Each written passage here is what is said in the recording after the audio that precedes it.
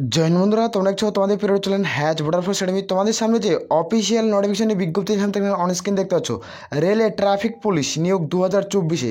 এখানে তোমরা মেল আর ফিমেল প্রত্যেকেই ফর্ম ফিল আপ করতে পারবে। এখানে মাধ্যমিক পাস হলেই তোমরা প্রত্যেকেই এলিজিবল। এখানে শূন্যপদ 41,320 শূন্যপদ।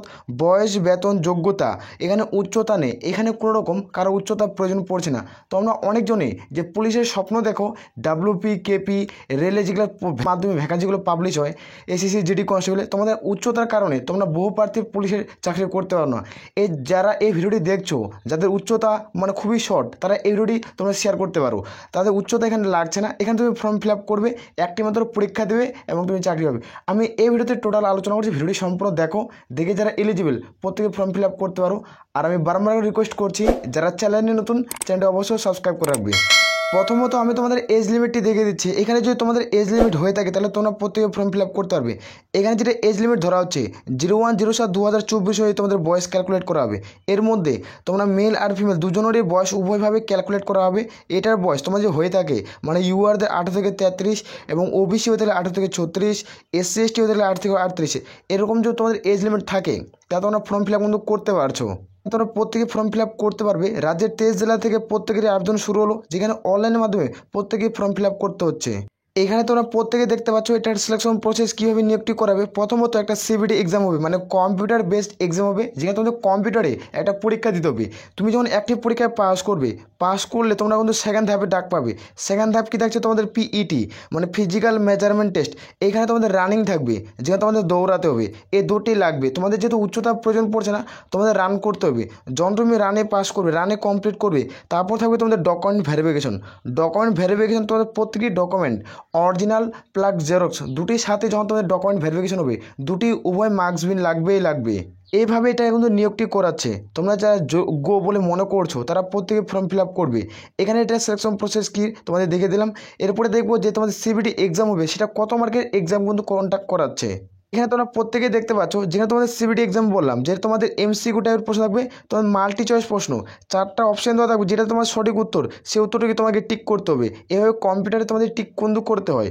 এখানে আমি দেখে দিচ্ছি যে একটা প্রশ্নের মান প্রত্যেকে দেখতে হচ্ছে 100 নম্বর একটা পরীক্ষা হবে, যেখানে এক্সাম টাইম তোমরা 90 মিনিট সময় পাচ্ছ। যেখানে একটা 100 মার্কের পরীক্ষা হবে, 90 মিনিট সময় পাবে। এখানে একটা প্রশ্নের মান একটা উত্তর ঠিক করবে, তুমি 1 নাম্বার পাবে। এখানে দেখতে পাচ্ছ নেগেটিভ মার্ক। তুমি ধরো না পরীক্ষার খাতায় তুমি 3টা প্রশ্ন ভুল করছো, প্রাপ্ত নম্বর থেকে 1 নম্বর কেটে নেওয়া হবে। তুমি 3টা প্রশ্ন তুমি পরীক্ষার হলে ভুল করছো, সঠিক নম্বর তোমাদের 1 নম্বর কেটে নেওয়া হবে। এখানে এক্সাম প্যাটার্ন অর্থাৎ এক্সাম সিলেবাস কী রয়েছে সেটি দেখে দিচ্ছি। এখানে দেখতে পাচ্ছ ম্যাথ থেকে থাকবে তোমাদের 25টা কোশ্চেন, যেখানে জেনারেল অ্যাওয়ারনেস থাকবে 25টা কোশ্চেন, যেখানে জেনারেল সায়েন্স থাকবে 25টা এবং জিআই এবং রিজনিং থাকবে 25টা। টোটাল 100টা প্রশ্ন থাকবে, যেখানে 100টা প্রশ্নের মান 100, যেখানে একটা প্রশ্নের মান 1, যে একটা উত্তর ঠিক করলে তুমি 1 নম্বর পাবে, 100টা প্রশ্ন ঠিক করলে 100 নম্বর পাবে। যখন তুমি এক্সামে পাস করবে তারপর দেখতে পাচ্ছ ফিজিক্যাল টেস্ট। এখানে ফিজিক্যাল টেস্ট প্রত্যেকেই দিতে হবে। ফিজিক্যাল টেস্ট তোমরা মেল আর ফিমেল প্রত্যেকেরই থাকছে। এখানে ফিজিক্যাল টেস্ট কি তোমাদের রানিং করতে হবে। রানিংটি কী থাকছে সেটি দেখে দিচ্ছি। এখানে দেখতে পাচ্ছ মেলের ক্ষেত্রে, যারা মেল মানে পুরুষ প্রার্থী, তাদের ক্ষেত্রে তোমাদের দেখতে পাচ্ছ যে 2 মিনিটে 100 মিটার মাঠ কভার করতে হবে 35 কেজি বহন নিয়ে। 35 কেজি বহন থাকবে, যেখানে 100 মিটার মাঠ 2 মিনিটে কভার কিন্তু প্রত্যেকে কম বেশি করে নিতে পারবে। যেখানে রান থাকবে 4 মিনিট 15 সেকেন্ডে তোমাদের রান করতে হচ্ছে 1000 মিটার। যেখানে মেল প্রার্থী তোমাদের 1000 মিটার মানে 1 কিলোমিটার 4 মিনিট 15 সেকেন্ডে কিন্তু কমপ্লিট করতে হচ্ছে। এটা হচ্ছে মেলের তোমাদের কিন্তু পিএসটি মানে তোমাদের ফিজিক্যাল স্ট্যান্ডার্ড টেস্ট কিন্তু করানো হচ্ছে। তোমাদের বললাম যেখানে কোনো রকম উচ্চতা নেই, এখানে কিন্তু প্রত্যেকের ক্ষেত্রে দৌড় দিতে হবে। তোমরা মেল আর ফিমেল যখন তুমি অনলাইনে আমাদের ফর্মটি ফিল করবে, ফর্মটি ফিল করার পর যখন তুমি এক্সামে পাস করবে, তখনই তোমাদের দৌড় থাকছে। এই দৌড়টি প্রত্যেকে কমপ্লিট করতে হবে। এই দুটা দৌড়, এই যে মেলদের ক্ষেত্রে দেখালাম যে তোমাদের 2 প্রকার দৌড় হবে, সেই 2 প্রকার দৌড় একদিনে কিন্তু কমপ্লিট করবে। দেখতে পাচ্ছ 2 মিনিটে তোমাদের 100 মিটার মাঠ কমপ্লিট করতে হবে 35 কেজি বহন নিয়ে। ঘাড়ের মধ্যে একটা বস্তা থাকবে 35 কেজি ওজনের, সে বস্তাটি কাঁধের মধ্যে নিয়ে তোমাদের কিন্তু 100 মিটার 2 মিনিটে কভার কিন্তু করতে হচ্ছে। আর তারপর শেষে একটা থাকবে রান, যেখানে তোমাদের 1000 মিটার রান 4 মিনিট 15 সেকেন্ডে কিন্তু কমপ্লিট করতে হবে। তারপরে দেখবো আমরা ফিমেলদের ক্ষেত্রে, যারা ফিমেল ক্যান্ডিডেট রয়েছে তাদের ক্ষেত্রে দেখে দিচ্ছি। এখানে ফিমেল ক্যান্ডিডেটের ক্ষেত্রে দেখবো যেখানে ওয়ার্কিং থাকছে দেখতে পাচ্ছ তোমাদের 20 কেজি বহন থাকবে, যেখানে 100 মিটার 2 মিনিটে কভার করতে হবে। যেখানে 20 কেজি বহন, যেখানে 100 মিটার 2 মিনিটে কভার করতে হচ্ছে। যেখানে তোমাদের রান থাকবে 1000 মিটার 5 মিনিট 40 সেকেন্ডে কভার করতে হবে। প্রত্যেকের ক্ষেত্রে সেম রয়েছে, খালি তোমাদের কিন্তু ওজনটা মানে বহনটা খুবই কম রয়েছে ফিমেলদের ক্ষেত্রে। আর ছেলেদের ক্ষেত্রে 35 কিলো, আর তোমাদের ফিমেলদের ক্ষেত্রে কিন্তু 20 কিলো। এই বজনটা আমাদের 100 মিটার মার 2 মিনিটে কভার করতে হচ্ছে। আর এখানে তোমার 4 মিনিট 15 সেকেন্ড ছিল ছেলেদের ক্ষেত্রে, আর এখানে মেলদের ক্ষেত্রে 5 মিনিট তোমরা 40 সেকেন্ডে কিন্তু পুরোপুরি মাঠটা কমপ্লিট করতে হবে। তারপরেই তুমি ডকুমেন্ট ভেরিফিকেশনে ডাক পাবে, তোমার 2 3 নম্বর স্টেপে ডাক পাচ্ছ। এখানে যখন তুমি পাস করে তখন তুমি জয়েনিং পেয়ে যাবে। প্রত্যেক কমপ্লিট করে বুঝতে পারছি। এবার আমি দেখে দিচ্ছি নেক্সট ধাপ। এতে যাওয়ার আগে প্রথমে আমি অফিসিয়াল নোটিফিকেশনটি তোমাদের দেখে দিচ্ছি। এখানে তোমরা প্রত্যেকে দেখতে পাচ্ছ government of India ministerial of railway recruitment board, যেখানে তোমাদের কিন্তু পাবলিশ করছে আরআরবি রিক্রুটমেন্ট। এটা কিন্তু কন্ট্যাক্ট করেছে।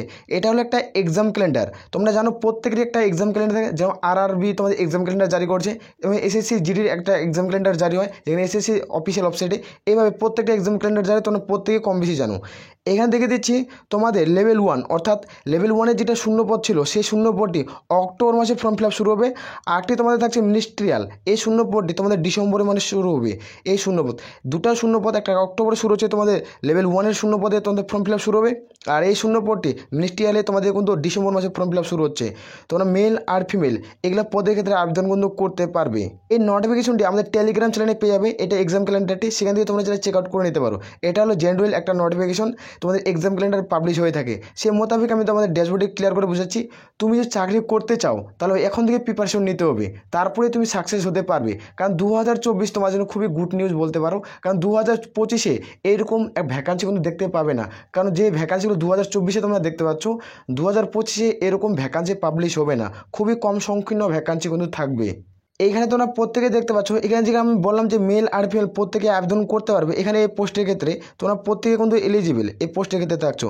এখানে যারা মাধ্যমিক পাস করবে তারাই ফর্ম ফিল আপ করতে পারবে, শুধুমাত্র মাধ্যমিক পাস।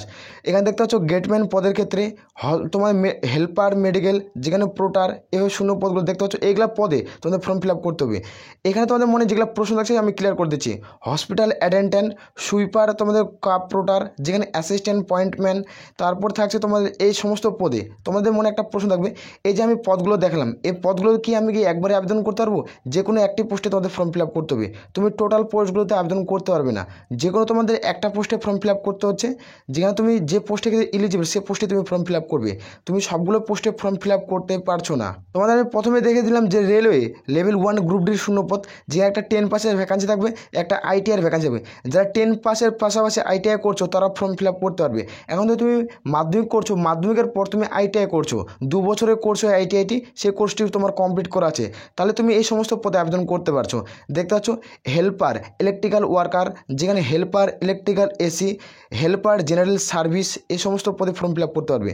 যেখানে দেখতে পাচ্ছ ট্রাক মেকানিক্যাল গ্রেড 4, যেখানে তোমার হেল্পার সিভিক তোমাদের মানে ওয়ে পদে নিয়োগ করাচ্ছে। এখানে তারপর নিচে স্কেল ডাউন আসলে তোমার দেখতে পাবে যেখানে ইলেকট্রিক্যাল পাওয়ার, যেখানে হেল্পার ট্রাক মেকানিক্যাল, যেখানে হেল্পার ট্রাক টেলিকমিউনিকেশন, যেখানে হেল্পার এসএমটি, এই সমস্ত শূন্য পদে তোমরা প্রত্যেকে ফর্ম ফিল আপ করতে পারবে। এসএমটি থাকছে হেল্পার, তারপর থাকছে তোমাদের সিগন্যাল। এই যে আমি টোটাল পদগুলো নিয়ে আলোচনা করলাম, এই সমস্ত পদে তোমরা প্রত্যেকে ফর্ম ফিল আপ করতে পারবে। এই যে তোমরা এই সমস্ত পদ, এগুলো তোমার আইটিআই শূন্যপদ, যারা আইটিআই করে মাধ্যমিকের পাশাপাশি আইটিআই করছে তারা এই সমস্ত ফর্ম ফিল আপ করতে পারছে। আর যারা মাধ্যমিক পাস করছে তাদের ক্ষেত্রে আমি দেখে দিলাম যে গেটম্যান পদ, এগুলো সমস্ত পদে তোমরা আবেদন করতে পারবে যারা মাধ্যমিক পাস। তোমাদের কিন্তু ট্রাফিকের এগুলো কাজ দেখতে পাচ্ছ, তোমাদের কিন্তু ট্রাফিকের এগুলোর কাজ কিন্তু পড়বে যারা এই সমস্ত পদে আবেদন করবে। আমি টোটাল এগুলোতে আলোচনা করলাম। তোমরা যারা যোগ্য প্রত্যেকে ফর্ম ফিল আপ করতে পারো। তোমাদের অক্টোবর মাস থেকে ফর্ম ফিল আপ শুরু হচ্ছে। আমি টোটাল তোমাদের সিলেবাস সম্পর্কে খুব দ্রুত আলোচনা করে বিস্তারিত হতো। তুমি সিলেবাস সম্পর্কে যে ভিডিও চাও তাহলে কমেন্ট করে জানাতে পারো।